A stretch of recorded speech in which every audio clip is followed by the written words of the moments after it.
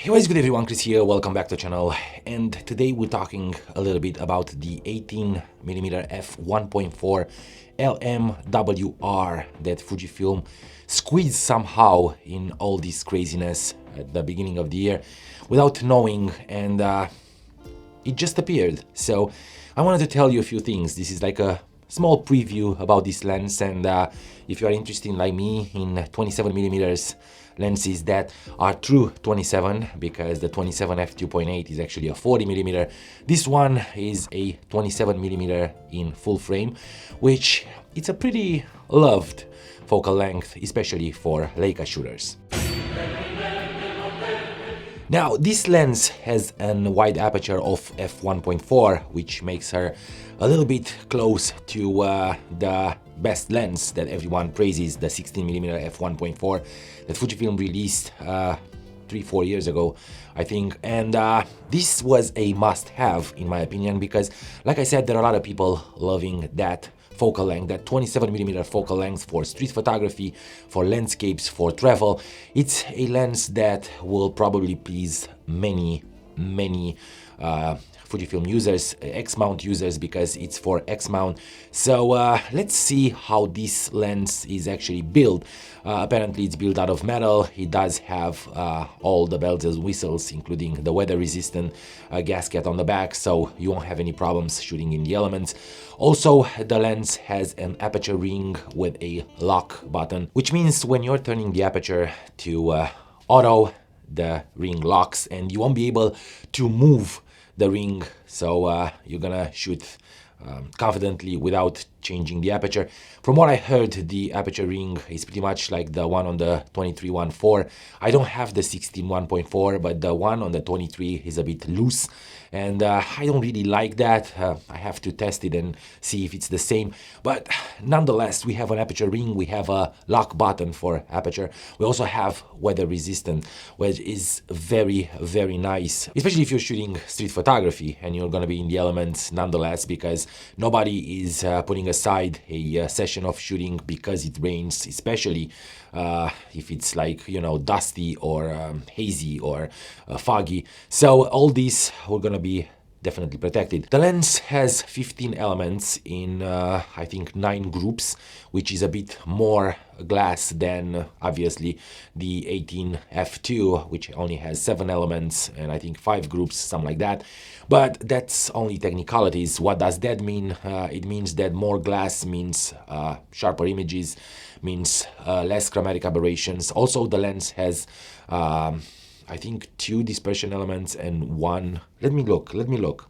So yeah, the lens has 3 spherical elements and 1 extra dispersion element that helps with the chromatic aberration and also controls the diffraction and the distortion. I believe that this lens will suit to all kinds of genres, maybe less portraits, but if you're shooting street photography, architecture, if you're shooting landscapes, if you like to do travel photos, and if you're a professional travel photographer, all these will gonna fit perfectly. Like I said, a little bit less for portraits because 27mm, it's a pretty wide lens. It's, I think, considered an ultra wide, so I'm not sure if you want to have your you know, subjects a little bit distort, but for environmental portraits will definitely do good. Also, the 1.4 aperture is wide enough to give you everything you need in low light and be able to retain a lower ISO when you're shooting in low light conditions. I would love to have this lens on my hands, but unfortunately I don't. Also, the lens has a 62mm filter thread, so it's not that big.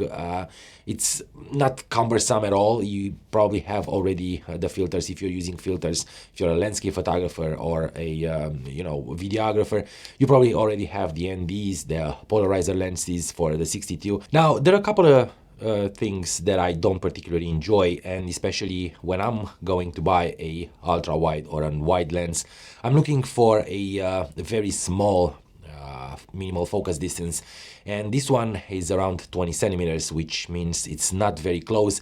It's right there in the middle with other lenses, but I would hope for something a little bit closer, so you'll be able to do it, let's say 1.2, 1.3 magnification when you're going close to the subject. Actually, the magnification is 0.15, so it's not big, but being that the lens is 1.4, I believe that's enough for you to shoot a little bit of a close-up and maybe crop in a little bit, especially if you're shooting on the X-T3 or the X Pro 3, the 26 megapixel sensors, where you can crop a little bit and get closer focus on the image.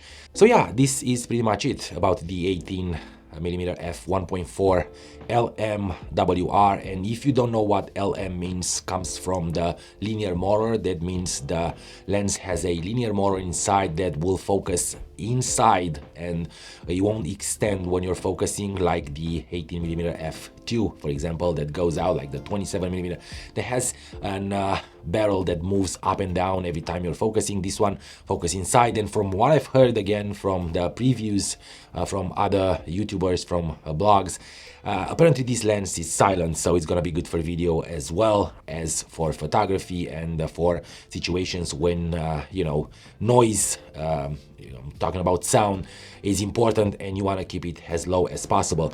Thank you guys for watching this video. I hope this helped you a little bit to maybe go ahead and do a research about this lens if you're into 27mm focal length, because like I said, this one is a 27mm in full frame.